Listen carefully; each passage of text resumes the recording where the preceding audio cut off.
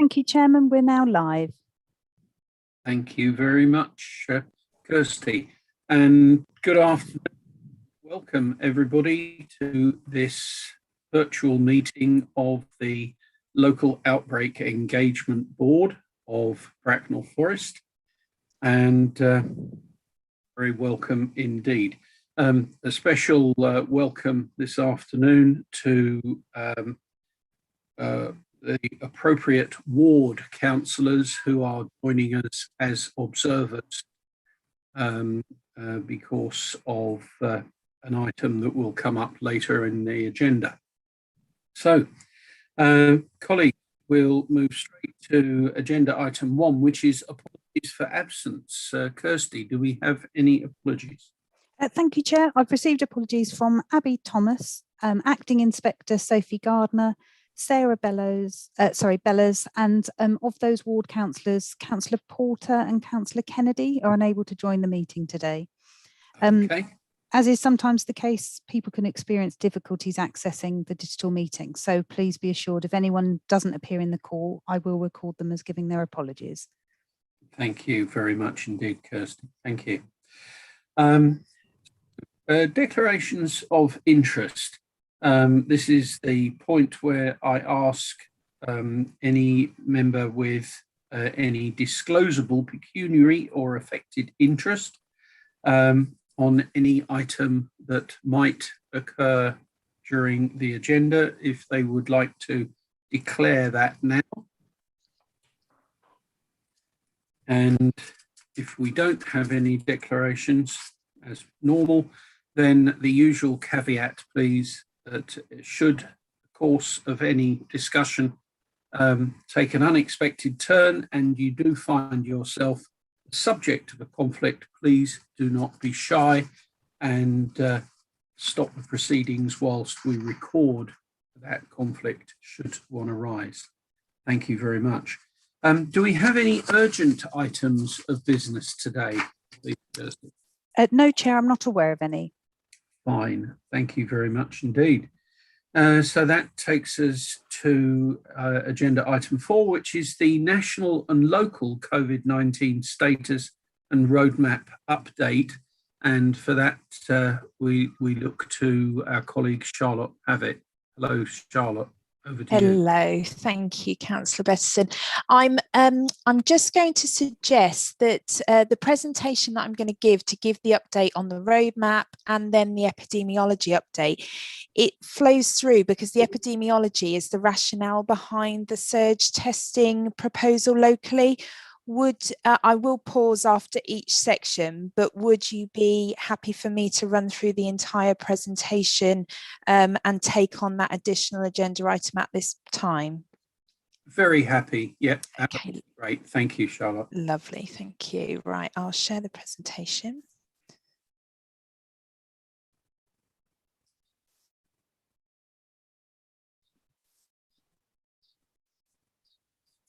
We have it. Great. Okay, sorry, let's just move that up the way. So in terms of the roadmap update and the update to surge testing in Bracknell Forest, to give everybody the update with respect to the roadmap. So as announced by the Prime Minister yesterday, there will be a 4-week pause at step 3, meaning that the step 3 restrictions will remain in place. It's expected that we will move to step 4 on the 19th of July, but the data will be reviewed in 2 weeks and there will be 1 week's notice if that move to step 4 is agreed. All of the details of the changes are noted in the link that I put on this slide, but in summary, there will be some additional changes from the 21st of June. These are predominantly around the arrangements for weddings, civil partnership ceremonies, and the receptions or celebratory ceremonies following those weddings or civil partnerships, and also any commemorative events following a death, such as a wake, stone setting, or ash scattering. Full updates to the guidance are due to be published today for the weddings and on the 17th for the funerals. But what we can see is that from the 21st of June, there'll be no longer a maximum cap for attendees as set out in law. Instead, the number of attendees at weddings, civil partnerships and receptions will be determined by how many people the venue or space can safely accommodate with social distancing measures in place. And this will be based on COVID-19 risk assessment of the venue or the outdoor space and measures put in place to limit the spread of COVID-19. So that doesn't largely change our provision in Bracknell Forest. What that does mean, because the venues that we host weddings in are already restricted to the capacity as set out in this change in guidance. But when individuals are hosting weddings in private homes or in closed gardens in the private homes, they need to be held in line with the broader social contact. So inside, that's a rule of up to 6 people or 2 households, unless the marriage is urgent, where one of those getting married is seriously ill or not expected to recover, sometimes known as deathbed weddings. These can take place in private dwellings of up to 30 people. For those organising the weddings in gardens of private homes or on private land, need to make sure that the chosen venue is as safe as possible, and if having more than 30 people in an outside setting, need to complete the appropriate COVID risk assessment to determine how many individuals it will be safe to attend. As I say, full guidance will be published today and later on this week.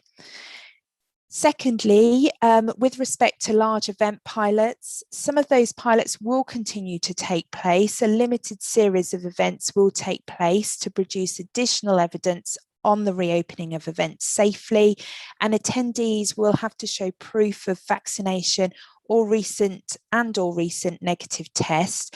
It includes the UEFA Euro 2020 matches at Wembley and a number of other events as well. And a full list of all the pilots and further details about the events will be announced shortly. Thirdly, around care homes, for visits into care homes, all care home residents will be able to nominate an essential caregiver, and this essential caregiver will be able to visit the care home resident even if the resident is self-isolating. In most cases, residents who go on a visit out of the care home no longer need to self-isolate for 14 days when they return. However, residents returning from some of the higher risk visits, such as overnight stays in hospitals, will still require to isolate. So this change means that those individuals identified as that caregiver will still be able to visit in that scenario. Again, detailed guidance will be published and updated on the 17th of June. And then finally, with respect to domestic residential visits for children, out of school settings can organise domestic residential visits for up to 30 children, and this replaces the current limit of 6 individuals or 2 households. Finally, there was an announcement yesterday that the acceleration of the vaccination programme, where second doses are brought forward to 8 weeks, has been extended to those over 40, rather than previously it was over 50, as well as clinically extremely vulnerable individuals or CEV individuals. Having spoken with our colleagues within the NHS, there has been no formal guidance produced by NHS, by the JCVI, which is the board that advises on all of the vaccination programme. So that announcement has come centrally from the government, but details of the practical implications are still yet to materialise. And I'll pause there in terms of the roadmap announcements. If there's any questions, please shout. I can't see hands at the moment. Thank you. Are there any questions for Charlotte at this point? Yep. Michael Brossard, if I Yes, can, Paul. Yes, yes. Michael. Thank you for that, Charlotte. I don't know if it's correct or not, but reading the Daily Telegraph today, apparently it will be possible for residents in a care home to leave the care home and stay overnight, one night away from the care home, provided obviously the care home themselves do a risk assessment. Is that correct? Because I do have a particular resident who might like to actually visit her son and stay overnight before returning back to the care home. We can take that comment back and review the guidance. The updated guidance will be published on the 17th. So we'll cross-check that with that guidance and formally respond to that question. Thank you. Any other question? Yes, Mark Bracknell Walker. It's a question, really, if I may, on the wedding and civil partnership ceremonies, and we can possibly, you can defer this to later on if you wish. There was talk over the weekend and in the media of a gathering of some description at a local hotel in Ascot. So I know it's not necessarily in our area, but the hotel seems to have said that they've dropped the ball in their standards. Are we confident that with all of the complexities and changing and everything else that's going on, that the hotels and other venues are have an understanding actually of what they can do at each of the stages? I'm just trying to make sure that we don't set anybody up to fail and that we're doing what we can to help. But it's I think it's the one at the Ascot Hotel that just caused me to pause and think. Yeah, we do have good working relationships. Our colleagues over at the Public Protection Partnership, the PPP, who are environmental health provision, have that good working relationship with all of our businesses within the local authority area, and are having those ongoing conversations and supporting those businesses to do the risk assessments. So I will feed that that anecdote back to those just to ensure that they can have that in the forefront of their mind in terms of their work plan moving forward. Thanks. I think it's the cautionary tale that if we can all learn from that, then great. But thanks for that.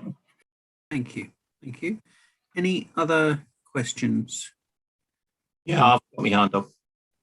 Yep. Please. Sorry, Ray. I couldn't see hands. Right. Okay. Thank you. It's just to clarify. Unfortunately, my apologies again for being slightly late. I had another meeting which overran.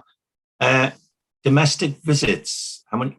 It's at the minute. It's 2 families, 2 households, no more than 6 adults. Is that still the same?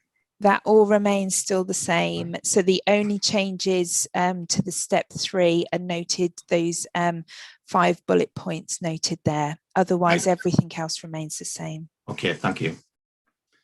Okay. Right. If that concludes the questions on this, we'll hand back to Charlotte to continue regarding the surge testing. Thank you. So just to look at what the data is showing us currently, Bracknell Forest has had 7,393 confirmed cases of COVID-19 so far. That was up until the 8th of June, which is when I pulled the data off. And over the last 7 days, there's been an additional 121 new cases. That means that the current weekly rate is 98.7 per 100,000 population, and that's a 15% increase on the previous week. However, we can see that we've had a sharp increase on the week before that, over a 1,200% increase, and that's because what we've seen locally in Bracknell Forest is very, very low rates throughout the beginning and middle of May, that was round about the sort of 6-7 per 100,000, so right the way down, and then we started to see a rather rapid increase. That increase has slowed. Given that we've only had a 15% increase in the last week, that slowed significantly. But whilst it is levelling off, which may be a result of the half-term break and a natural pause in individuals circulating and socialising within a school setting, we're not quite out of the woods yet. In addition, we've had, looking at our over 60 rate, this is our vulnerable population, more at risk of severe illness from COVID-19. that had previously been relatively stable at 4.1 per 100,000 population. And whilst numbers are still small, you can see here in the column third from the right that we've only had 5 cases within this population group.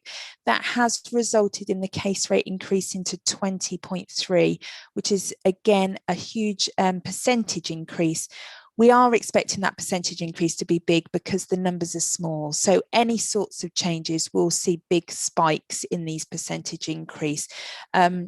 However, that upward trend is something that we are continuing to keep an eye on and to see if it is having an impact, which it currently isn't, within our hospital settings in terms of COVID-related admissions and attendances. You can see Bracknell Forest has today, in fact, come down, and our rate today is 90.6. The rate in the over 60s remains the same, but it means that we are the highest rate across all of our Berkshire local authority areas. We can see that Reading and Slough and Wokingham are also up in the high 80s and 90s per 100,000, and surge testing is already underway or is planned in all of those areas now, as I'll come on to. Again, map across Berkshire and then wider across the southwest, we can see that Berkshire, we're here number 1, and we can see those darker areas in Slough number 3, and also Reading and Wokingham number 2 and 6. But surrounding us in terms of our partners over in Spelthorne and also Hillingdon here, where case rates are high, and we know case rates have also been high in the Hart and Rushmore area as well, and surge testing has taken place there. So again, a general spread. A few areas that are being protected at the moment, Windsor and Maidenhead, and also the Runnymede area have lower rates, but broadly we're seeing the rates become darker within this area. And these graphs just chart, just to put in perspective. So whilst we are seeing an uptick here of recent weeks, as has been seen in Reading, Slough and Wokingham, as I've said, in comparison to where our rates were during the second wave, so the blue line is Bracknell Forest, and we can see over the time period, the end of November through to the end of January, where the second wave occurred, the rates were in excess of 800 per 100,000. So we're not anywhere near that, though the rate of incline is very much mirroring the rate of incline that we did see back in November. So we looked at where that transmission was occurring, and very much like the pattern that we saw back in November, we had transmission within our school settings. We've been working with our schools, and they've been doing a fantastic job at identifying the cases and facilitating and supporting families to self-isolate and breaking the chain of transmission.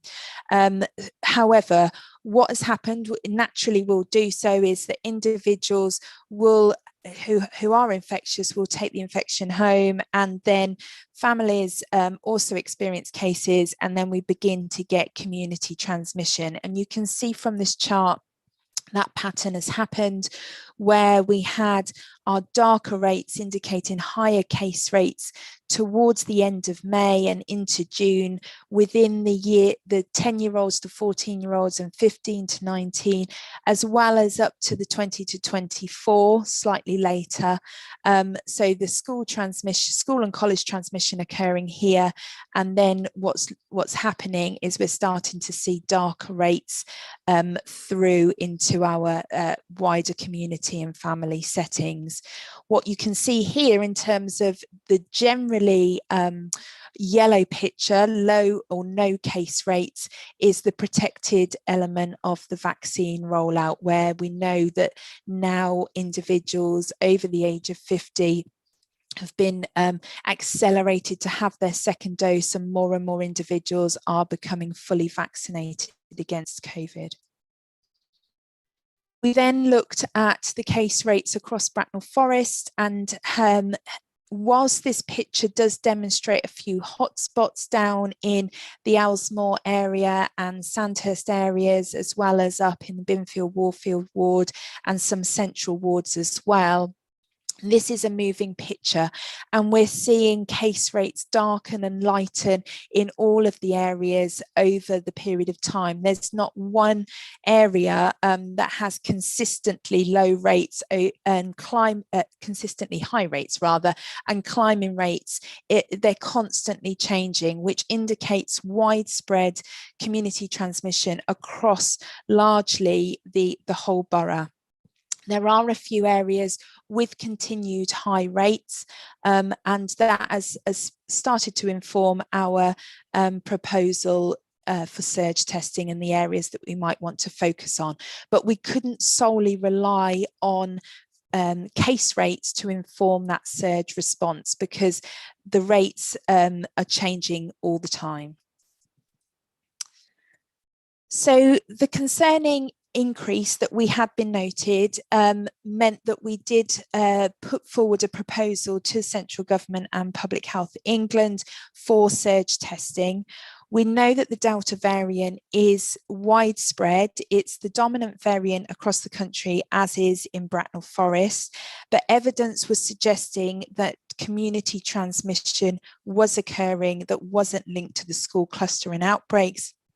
And therefore, the surge testing, whereby we test as many people who don't have symptoms, who work, live and study in specific areas, means that we can identify the cases, understand where transmission is occurring a little bit more, facilitate and support self-isolation, and break the chain of transmission to stop further spread. What it also means that positive cases will be sequenced, and all of cases will be sequenced rather than a sample, and that will give us some better understanding of how the variant is currently transmitting locally, so that we can inform our communication, our enforcement and our outbreak management responses accordingly. And just to stress, the testing is one part, but the important part is that if individuals test positive, they must self-isolate immediately, pass their information on to NHS test and trace. That will be done automatically through the testing process, and then identify any close contacts for them to also self-isolate. Without the self-isolation, we won't break the chain of transmission. So in addition to identifying which areas we should be focusing on for surge testing, we also looked at our vaccination coverage. And to draw your attention to this bottom table, top table in terms of first dose vaccination coverage is very positive. But in terms of second dose vaccination coverage, there's a little way to go across most of our age groups to get us to the levels that they're seeing across the rest of the southeast and England as a whole. And therefore, what we did was have a look more specifically at what we call our lower super output areas, that they're very small geographical boundary areas. We looked at the uptake of data there and identified a number of areas that had significantly lower uptake in comparison to the rest of the local super output areas.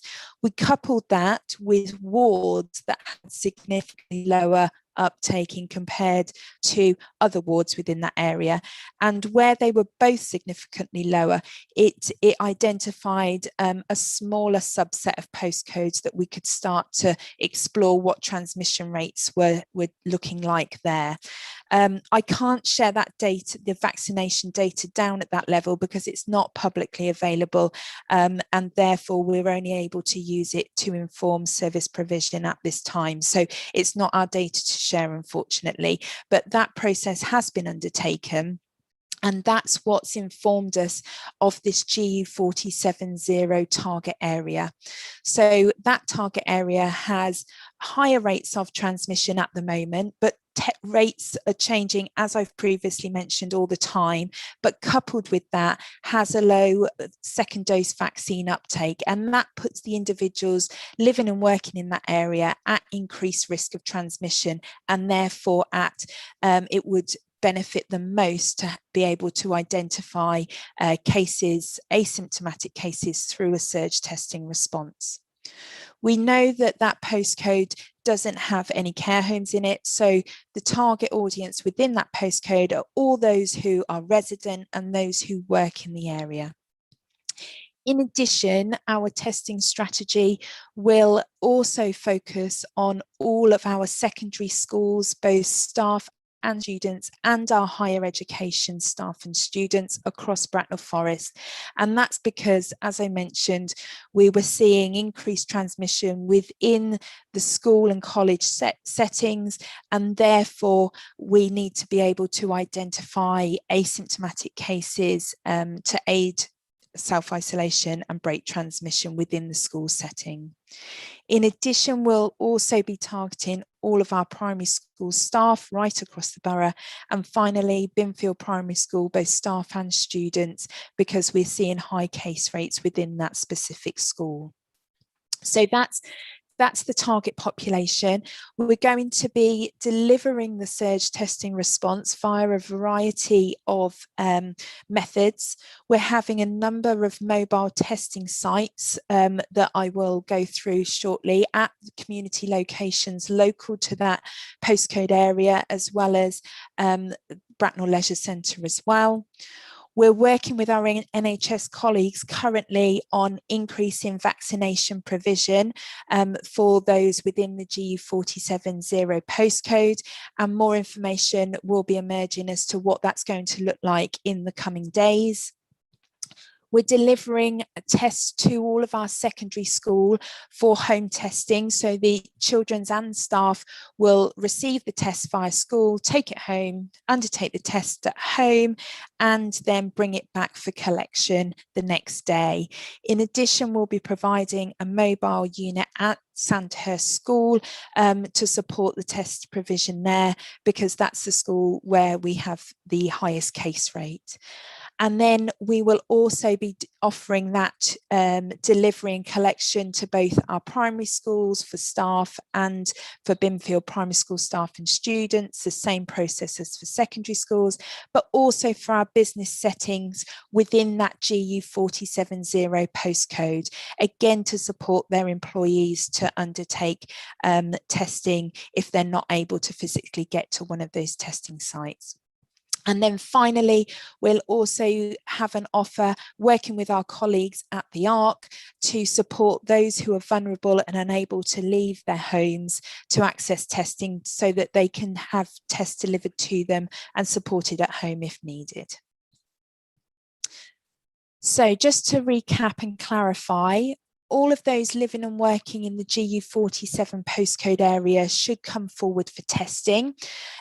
If you're over 11 years old or year 7 and above, if you have no COVID symptoms, so this isn't for anybody experiencing COVID symptoms, and we're asking individuals to come forward even if you have been vaccinated or are already engaged in regular rapid lateral flow tests, you should still come forward to get surge tested. This is over and above those programs. You don't need to get tested, however, if you've had a positive COVID PCR test in the last 90 days, and that's as per guidance. Again, happy to take questions on that. It's rather a complex rationale, but that's the process. So if you have tested positive, that's been confirmed via a PCR test in the last 90 days, you don't need to come forward for surge testing. And then, as I've mentioned, if you are experiencing symptoms, you should still continue to contact 119 or visit dove.uk to book your symptomatic PCR test as you would done ordinarily. It's not appropriate for you to come forward for surge testing. And then the same applies, those last 3 points applies to those who work or school in a Bracknell Forest secondary school or college, work in a primary school, or work or school in Binfield Primary School. So where to get tested? As I've mentioned, we've got 5 sites noted, and we've tried to identify locations in and around that postcode area, which on the map is noted in grey. We can see we've got the Owlsmore Community Centre noted in the centre of that postcode area. And then just to the side, we have Pyres Acre. There'll be a pop-up test site in the car park there. We've also got the pop-up site at Sandhurst Memorial Hall down here as well. And we'll also be setting up a site at the Morgan Centre just north in Crowthorne. We'll also be looking to offer the provision for surge testing in the afternoon and evening slots at Bracknell Leisure Centre.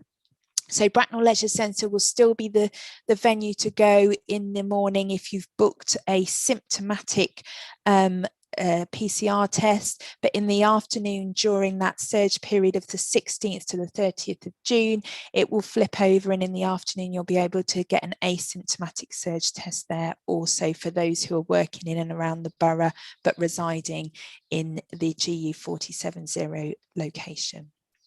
As I've said, tests will be delivered to all schools and schools community, and they'll be able to access their tests through the schools, as is the same as businesses. And I've also highlighted already those who are vulnerable and unable to leave the home, that there is extra support available to them. It's really key to highlight that the Bracknell Forest COVID surge testing webpage will be updated live. So this is an extremely fast-paced emerging programme of work. Changes, we're trying to keep individuals and the general public, as well as all of our stakeholders and partners, briefed as quickly and as timely as possible. The risk with that, however, is that the plans are still emerging and subject to change. So apologies in advance for the changes and any of the inconvenience caused. It's the nature of the game when we're trying to set this up at such speed. But that website will be updated with all of the information as and when it's confirmed and available, ready for tomorrow. So just in summary, surge testing is only for those who are living and working in the GU 470 postcode and our school population, as I've explained. That can be accessed via the dedicated site, school or the workplace, if it's located in the GU 470 area. Those with symptoms or who have had a positive lateral flow test still continue to book your confirmatory PCR test at gov.uk or the app, or call in 119. So surge is over and above the normal processes. For everybody else across the borough, we still continue to invite you to engage in the twice weekly lateral flow testing. That will enable us to quickly identify infection, again, quickly support self-isolation and break the chain of transmission elsewhere. And I can't stress enough the importance of self-isolation if for anybody who's testing positive, whether that's through the surge process or symptomatic testing or lateral flow testing, as well as any close contacts as well. It's that self-isolation that will break the chain of transmission. Still to continue to follow hands, face, space and fresh air guidance, and wear that face covering where necessary. And finally, the full vaccination, 2 doses, is the best line of defence against becoming seriously ill from COVID-19, but also the emerging evidence that there is some protection against transmission also. So it's really important that everybody gets fully vaccinated, both doses, and does that in the most timely manner as soon as they're physically able to. And to note that the vaccine schedule for those eligible has been brought forward to that 8-week process. So please do look and book that second dose as soon as you're able to. And I will pause there for questions. Thanks very much, Charlotte. Thank you. Mark Brunel Walker, your hand was up first. Thanks, Charlotte, for that really detailed update on a topic that's changing I guess, hour by hour. I have a couple of questions, and feel free, Elena, this might bat over into comms updates as well. We have some, if I look at Crowthorne in particular, we now have multiple different messages kind of coming out into the community of the south of the borough. Wokingham's message has changed 3 or 3 times. They've now just launched their "We are vaccinating over anyone over the age of 18 to 24. Come on to Bullmersh, get vaccinated." So I just want to make sure that we're picking up on the fact there's going to be some confusion or potential bleed over between the 2 parts of Sandhurst, 2 parts of Crowthorne, and again, just making sure that our comms are aligned with whatever's happening south of the borough. So it's more of an observation. My question really is, when you go back to that data that looked at the first and second stage vaccinations, there's quite a marked drop-off or delta between Bracknell Forest residents to the southeast number and the English number on second vaccinations. I think it was in the 45 to 49 or the 40 to 49 age group. Where we're starting to see some of those numbers increase in the school-age children and families that are in that kind of age category. Is there anything underlying? Can we highlight anything that might be causing that drop off relative to the national and local average? And then my third question is, when you look at the data as a whole, and I know the map will change color constantly as more data kind of flows in and flows out, but there seems to be, or it feels like there's a marked difference in how the spread in a local area is in this compared to previous issues. And I'm looking specifically at Windsor and Maidenhead, which is very much lower, noticeably lower than us. And in the past, we've seen that kind of spread out of London towards the home counties. Is there anything underlying that? So point one is comms. How do we make sure that people aren't confused by multiple councils and multiple messages? 2 is the second dosage. Do we know of any underlying reasons why there's such a delta? And 3 is, can we learn anything from why Windsor appears off that data to be lower than us? So and that's open to anyone to answer.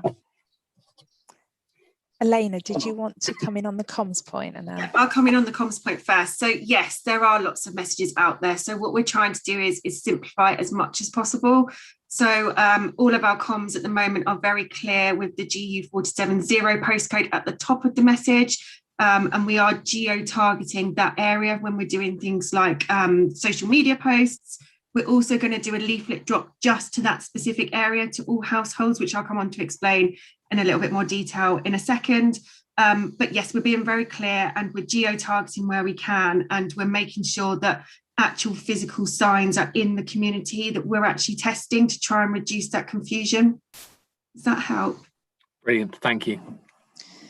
The second point on vaccinations, I'll perhaps invite my colleague Helen Single to come in to respond to that. But in terms of the last query about the learning from the Royal Borough and is there any understanding as to what's happening there?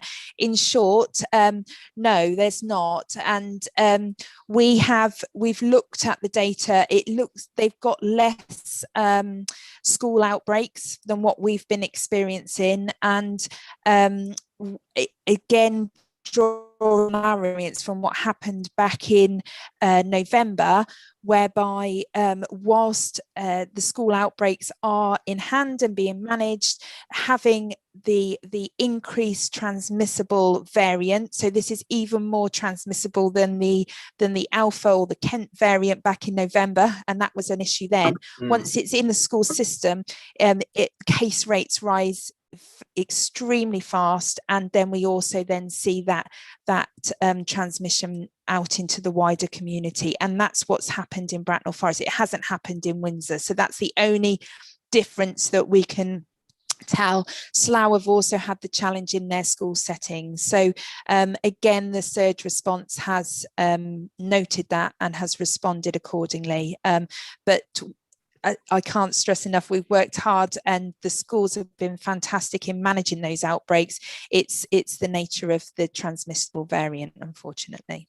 Thanks, Charlotte. And as a parent of a year 13 student at Edgebarrow, one who's finished his exams and is moving on to Pastures New, we're still getting absolutely superb communication, even though technically it kind of moved on. So full of praise for the work that I can see that all the schools are doing, and my own local primary in Cranwood. So yeah, full of praise for that. Thank you. Helen, is there any insight in terms of the data for the vaccination uptake in that 40 to 50 age group? So I can say that we're working really closely with our sites to encourage that rebooking and bringing forward of the second doses as much as possible for the eligible cohorts. We are finding that a lot of people aren't wishing to adjust their timings and their dates, so there's that factor playing in. And we're reinforcing the messages and the communications as much as we can to encourage and focus in on those communities that we've noticed and had vaccine hesitancy throughout. But I'll take the points back into the teams and the meetings and link in with RBWM colleagues and others where there's a slightly better position there. So we will do that. Thanks. I think this is just one of these, this is different to last time, and anything that can be done to help. I've seen a number of social media comments from this morning and over the last few days of people who have as you rightly say, have been trying to change their appointments to bring them forward, and then finding actually that they can't, and some of the new dates are being pushed back further as more people come into it. I'm also seeing friends and colleagues that are phoning up to get their appointments for their second dose. I think 3 of my friends have to go to Wembley to get their second jabs. So I think there's a lot of moving elements to it as well. So thanks for that, Helen. I appreciate it. Thank you. Thank you. Dale Birch, your hand's up. Thank you, Chairman. In the middle of the, I think it was the summary slide, was a very important statement that ensured that people self-isolate if with the symptoms and tested positive, etc. But how can we, or should we, ensure that those who are required to self-isolate actually do self-isolate for the whole of the required period? I'm keen to understand that, because it is just so vital in breaking the transmission. And if we've got to put a bit more effort into ensuring isolation is observed, then the sooner we understand what that requirement is, the better. Indeed. That's it. I don't do long questions. So just to say, we're working with colleagues to ensure that the financial support for self-isolation is there and offered to those individuals who require it, should that be a barrier to it. We also have our local contact tracing service that do follow up with individuals to again explore if there's any further support or issues that are arising from the self-isolation, and anything that we can do locally to support them. So yes, that's most certainly in hand, and we're currently working with that local contact tracing service to ensure that it's adequately resourced ahead of what we're anticipating to be a further increase in cases purely through the case finding of surge testing. Supplementary, if I may. Sure. Yeah, thank you. I'm aware of the need to change the financial incentive for people on low incomes or certain types of benefits because of the impact of having to either care for somebody who's isolating or isolate oneself. Because I have only in the last couple of days approved a change to the discretionary funding for people self-isolating to assist them. So the motivation to remain at home and not have to go into work because of financial problems, we're addressing that right now. And the bit that I'm as concerned about is how do we and who will we use to just make sure. But thank you for that. It's a shame our police colleague isn't on the call, because I'd have been interested in any input from them. Thank you. Thank you, Dale. Michael Brossard, your hand's up. Yeah, thank you, Chairman. Charlotte, my questions, and I think there are 3 questions, purely revolve around the PCR and the process that will be used. Are they going to be collected at the end of the day from those 5 locations by a courier, or are they posted? Also, how many companies will actually be doing the analysis? And lastly, Charlotte, how will the resident be advised whether there's a positive or a negative outcome? Will it be by email, by text, or by letter? It's just that when I have residents asking that question, I would like to feel that I'm informed. Absolutely. That's a really good point. And it's something that we will, in fact, I think it's useful for us to be able to add that to the process and put that up on the website. So we'll work on that as well. But verbally, the process is that the individual will undertake the test at the test site, or they'll undertake the test at home and bring it back to their business or school. And we will then be collating all of those physical tests from local businesses, from the schools, and from each test site, either be on a daily basis or in agreement with the local schools and businesses. They will be then couriered off from a central point up to the laboratories. So this is a nationally government-run programme. Therefore, all of those tests will be processed in nationally led laboratories. And therefore, it feeds into the national reporting process. So in addition to an individual undertaking the test, they are then advised that they need to register that test online, and will be supported to do so if they don't have online provision at the site in which that they're undertaking it. And that registration means that they'll get an automatic email and or text informing them of the result. And again, there's ways and means of diverting that result to another telephone, another email account, or via a landline if needed, if the individual doesn't have the means to receive such a text or an email. So that will be their initial result back to them.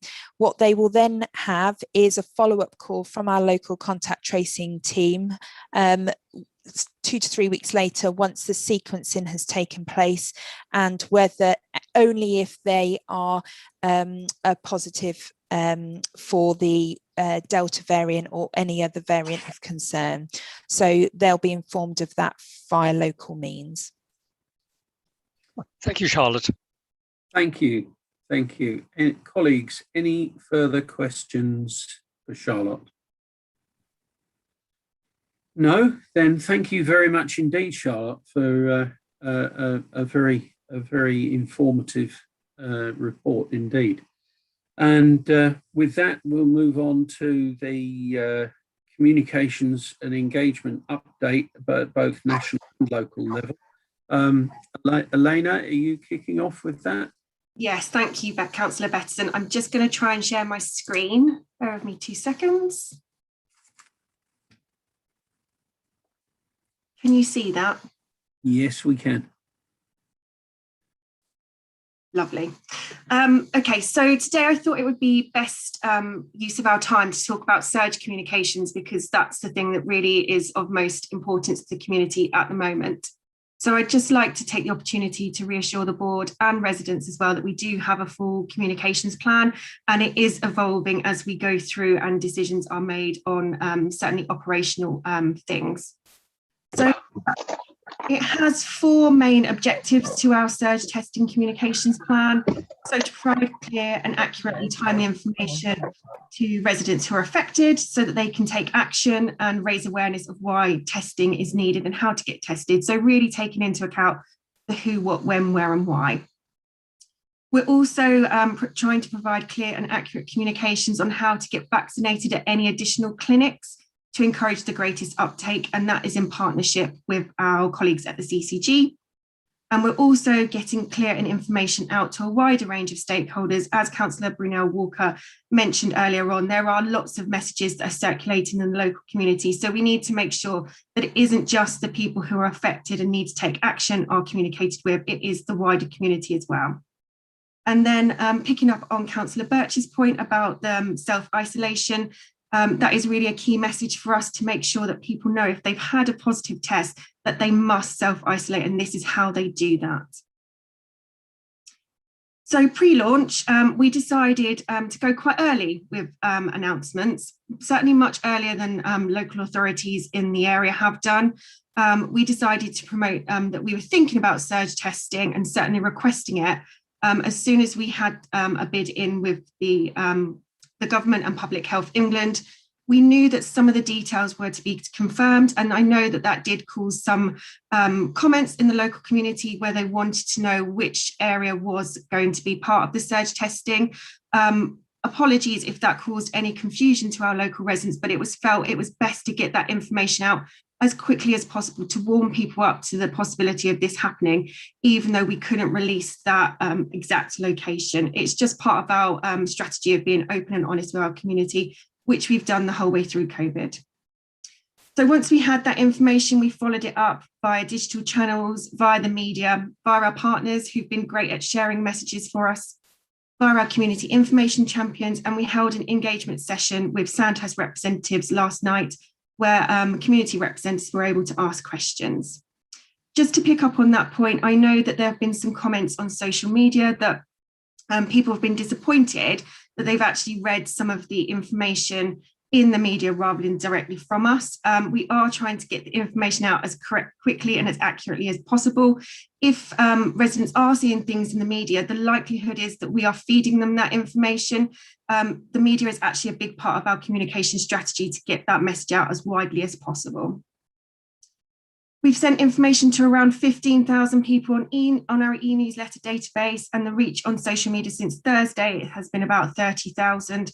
So we've made a good start in getting people used to that surge testing is coming.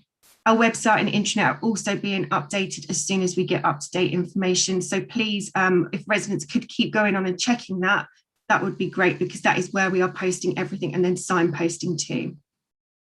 We've had information in the Bracknell News via the leaders column and via a paid for ad, because we know that not everybody is on social media or signed up to our e-newsletters or checking our website. So we know that we've got to do digital plus traditional communications. We're also pushing an interactive map that's on our website. So if people aren't sure if they live or work in GU 470, they can go on there, put in either their work address or their home address, and it will tell them if they need to test or not. That's a really key way of us actually making sure that our community know what they need to do. If it's very clear on there, if you're not in that area, you don't need to test, but you do need to still keep taking on board all the health and hygiene practices and the regular twice weekly LFT testing if you're not in that area. We've also provided some targeted comms to our schools and schools communities, and I'd just like to thank all of our head teachers and all of our school communities for their support in getting that information out. Their proactive response to this has been fantastic and has really helped the communications. For the launch, which is tomorrow, we've already secured media coverage for BBC South Today, ITV Meridian and BBC Radio Berkshire. That will go out tomorrow to go to that wider audience. There's also going to be a leaflet drop to 4,500 homes in the area. That will be done in English as a primary drop, but we also are having that translated into Nepali, because we know we've actually got quite a big Nepalese society in that area. And we want them to be able to access that information in a language that they understand and can read. We're starting delivery on that on Friday. Now, that might seem like quite a strange decision, given that we're starting testing on Wednesday. But the reason for that is because we want the comms to be drip fed. We don't want a massive rush of people on the Wednesday when actually testing takes place over a 2-week period. So hopefully that should catch some of those people who haven't seen some of the digital comms, who haven't seen the printed adverts. They might actually get that through their door and realise that they need to go and test, and it will help reduce that operational bottleneck as well. We've got a digital radio ad starting tomorrow. That's via what they call a DAX package. So if you're listening to Heart Radio or if you're listening to Spotify, if you are geo-located in that specific area, which they understand how to do, I don't pretend to understand how they do it, but they've got very clever technology, you will be targeted as part of that advertising campaign. And we estimate we're going to get around 80,000 impressions on that in the 2-week period. As I mentioned earlier, social media will be geo-targeted via paid-for ads. We'll also do organic advert posts as well, so that the wider community understand what's going on. And we will do some hyperlocal posts through the Nextdoor platform, which is a platform that targets very specific postcode areas. Our e-newsletters, including community information champions, will continue as usual, but will be focused on surge testing. Again, that will go out to another 15,000 people over the 2-week course, so 30,000 people in total.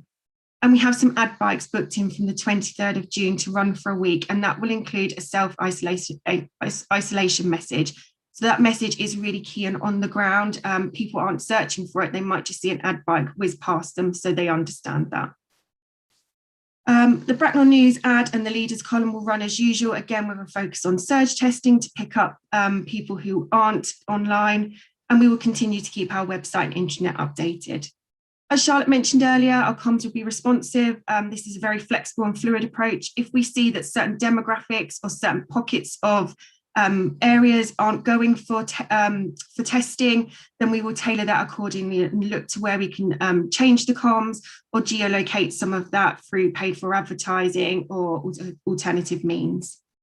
And we're also working on a digital content calendar. We have a 2-week period to film where we have to try and encourage people to go and get tested. So we're looking at using really local people like doctors and community representatives so that it is relevant to the audience we're trying to communicate with.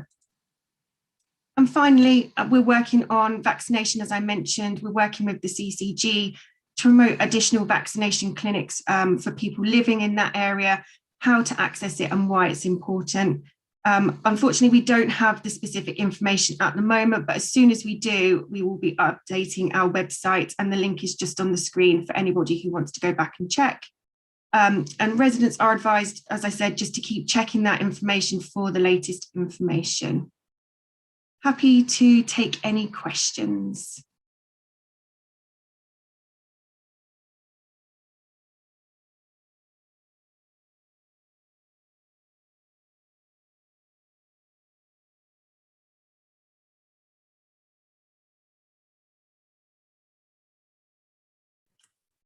Councillor Birch, your hand's up. Sorry, legacy hand. Okay. Any questions for Elena following her presentation? I can't get my hand. I'm sorry to say this. It's Councillor Mrs. Hayes. I always get told off for interrupting or something, but I do have a problem getting the hand up. Elena, you're very good at getting the message out, and this is something that I can't fail you on. Have we taken on board the parishes and towns, because they do have a very close network, and I'm sure Ray would agree with this part of it, and Gareth and that, because of our links with the parishes and town councils, that would be something to get the message to them as well. They would be putting up on their screens. The more we can get it out there, the better. Yeah, absolutely. They are a key part of our cascade. We have been sending them all the information that we've been sending out to the media, and they were also part of the community briefing yesterday. And we have some links in with some of the local social media sites as well. So yes, absolutely, they are really key to what we're trying to achieve, and we will update them. Thank you. Great. Thank you very much, and thank you, Elena. Thanks very much indeed. We move on to agenda item 7, which is public participation, and I'd like to ask Kirsty if we've received any questions from the public. Chairman, no, I'm not aware of any questions that have been submitted to the committee email account. Okay. Thank you. Fine, thank you. And then the final agenda item this afternoon is to review by exception the outbreak action log. Is there anything that requires review by exception? Sorry, No? nothing I've been Fine. notified of, no. Okay, right then. Well, colleagues, we anticipate that the date of our next meeting will be the 13th of July, but of course we will contact you should we need a meeting before then, dependent obviously on events. So I'd like to thank you all for your participation this afternoon, and we can cease broadcasting. Thank you.